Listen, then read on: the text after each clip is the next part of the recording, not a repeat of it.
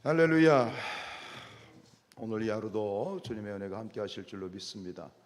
자, 오늘 역대기 36장 요시야 왕에 대한 이야기, 제16대 왕의 이야기인데, 오늘은 요시야 왕이 실시했던 그런 유월절 준수에 관한 이야기입니다. 우리가 계속 말씀드린 것처럼 이 역대기, 우리가 역대기를 읽고 있는데, 역대기와 함께 이제 같은 역사를 기록한 것이 열왕기서죠. 그래서 열왕기서와 역대기서를 비교할 수 있다면 참 좋겠습니다만, 어쨌든간 열왕기서에서는 이 요시야의 유월절 사건을 딱 3절만 기록하고 있어요. 3절. 그런데 오늘은 몇 절? 19절을 기록하고 있어요. 무려 6배가 많은 그런 분량을 할애해서 오늘 역대기에서는 이 유월절 준수에 대해서 아주 크게 부각을 시키고 있는데, 이것은 무엇을 증거하냐면 이 역대기를 기록한 사람이 제사장이다라고. 제사장적인 관점에서 이 역대기가 기록되었다는 것을 증명하는 그런 증거입니다.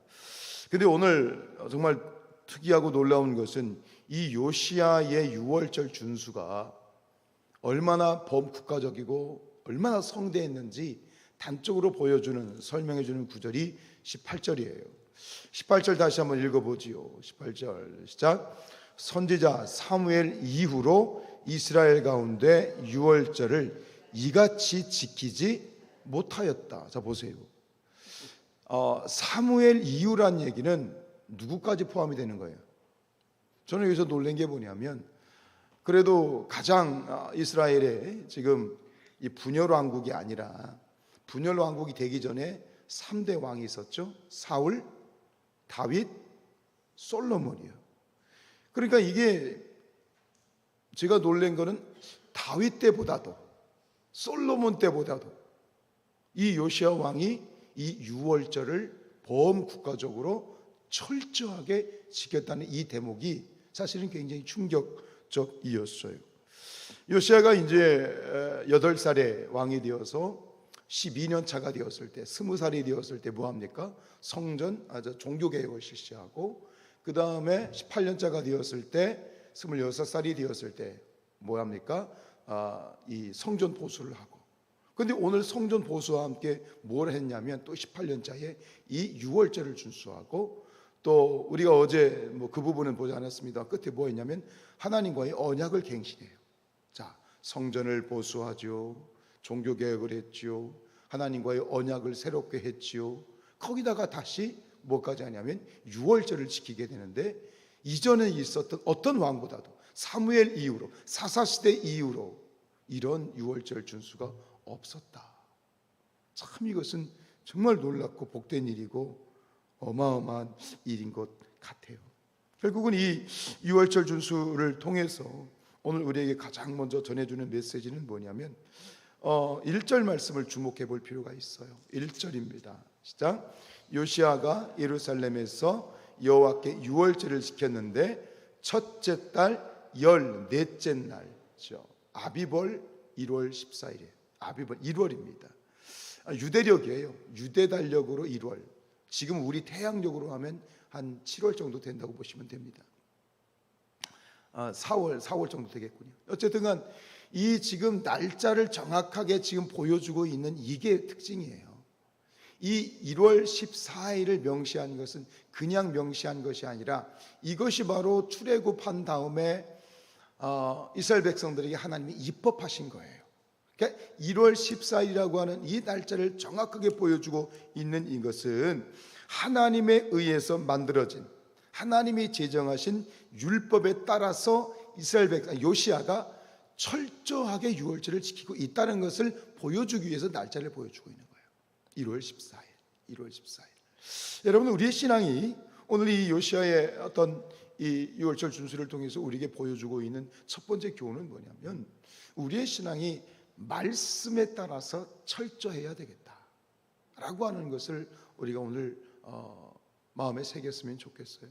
계시록 3장 16절에 보면 하나님께서 이런 말씀하셨죠. 주님께서, 예수님께서 내가 이같이 미지근하여 뜨겁지도 않고 차지도 아니하니, 뜨겁지도 않고 차지도 아니하다.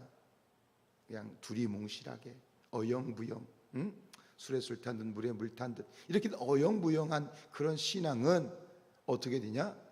뭐라고 하나님이 말씀하셨죠? 경고하셨죠? 내 입에서 너를 토하여 볼 것이다. 특별히 이 마지막 시대에 대한 경고 아닙니까? 요한계시록은 이 마지막 시대를 살아가는 우리에게 주시는 주님의 중요한 교훈인데, 그 교훈 중에 하나는 뭐냐면, 내가 차든지 뜨겁든지 양단 간에 결정하되 너의 신앙이 철저한 신앙이 되어야 된다 라고 하는 거예요.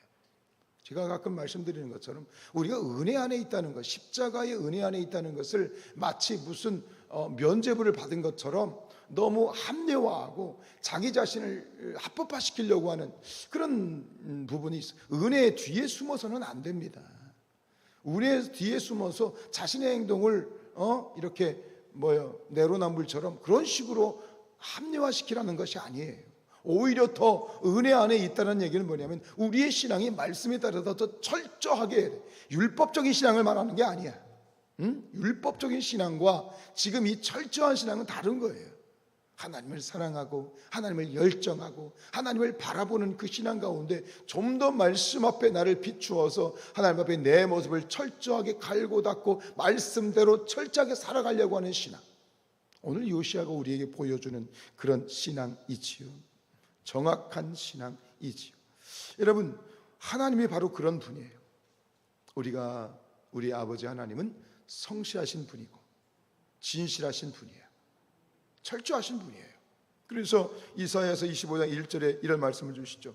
주는 기사를 옛적에 정하신 뜻대로 성실함과 진실함으로 행하셨다. 누가? 하나님이 성실하고 진실하게 행하셨다라고 하는 거예요. 누가 보든지 보지 않든지 자신의 삶을 철저하게 최선을 다하는 그런 그리스도인이 되었으면 좋겠습니다. 중요한 사실은 하나님이 다 보고 계시고 하나님이 지켜보고 계시고, 그리고 하나님이 다 갚아주신다. 주님을 바라보는 신앙, 사람을 보지 않고. 전 그래요. 사람들을 보면서 그래요. 누가 보거나 보지 않으면 어영부영하고 이렇게 잔머리 굴리는 거 보면 전 그런 사람 굉장히 싫어합니다. 누가 보든 보지 않든 오직 하나님 앞에 정직하게 행하는 그런 모습. 저 자신도 마찬가지죠. 완벽할 수는 없겠지만 그렇게 살려고 노력을 많이 하는 편인데, 어쨌든 간 중요한 건 뭐예요? 하나님이 갚아주시고 하나님이 보시는 거예요. 요시아는 그런 사람인 것 같아요. 요시아는 그런 사람인 것 같아요. 그래서 오늘 이 요시아가 유월절 준수를 백성들이 명령하면서 6절에 이렇게 명령하죠. 6절 보세요. 시작. 스스로 성결하게 하고 유월절 어린 양을 잡아 너희 형제들을 위하여 준비하되 여호와께서 모세를 통하여 전하신 말씀대로 말씀을 따라 행해라. 백성들에게 돼요. 말씀에 따라서 철저하게 행해라 라는 지시를 하고, 12절에 보면 또 그런 말씀이 나오죠. 12절에 보면 그 번제물을 옮겨 족속의 서열대로 모든 백성에게 나누어 모세의 책에 기록된 대로. 여러분, 좋은 신앙이란 하나님이 말씀하신 대로 하는 거야. 말씀하신 대로 가라면 가고 서라면 서고 하라면 하고 하지 말라면 하지 않는 거예요. 이게 말씀대로 고지곳대로 하는, 고지곳대로 믿는 그 신앙, 사실 그것이 건강한 신앙이 아니겠나 싶습니다. 가끔 그런 얘기를 어쩌다 듣게 되는 건 뭐냐면, 이제 그 불교에 이제 불자들이 있었잖아요. 이제 부처를 믿던 사람들이, 그런 불자들이 개종을 해서 이제 기독교인이 되었을 경우에 뭐 다 그렇진 않겠습니다만 가끔 그런 얘기를 들을 때 조금 마음이 무거워지는 건 뭐냐면, 불자들이 아주 신실했던 불자가 기독교로 개종을 해서 예수님을 믿게 되면 그 사람은 처음부터 신앙이 철저하다는 얘기를 들어요. 그런 얘기 들어보셨어요? 신실한 불자가 개종을 해서 기독교인이 되었을 경우에는 처음부터 철저한 거예요. 그 얘기를 들으면 조금 마음이 안 좋아요. 왜 안 좋으냐면, 그럼 우리는 뭐냐 말이지. 여러분, 하나님 앞에서 우리의 삶의 일거수일투족이 조금 더 살펴지기를 원합니다. 철저하기를 원합니다. 성실하기를 원합니다. 하나님이 보시는 그 중심을 오롯이 보여줬으면 좋겠어요. 성실하고 진실한 사람의 삶의 특징은 뭐냐면 솔선수범입니다. 오늘 6월절 이 준수를 이제 이스라엘 백성들이 명령하고, 오늘 7절, 8절, 9절은 뭐냐면 그 요시야 왕과 그리고 이 유다의 그러한 이 지도자들이 6월절 제물을 헌신하는 그런 대목이에요.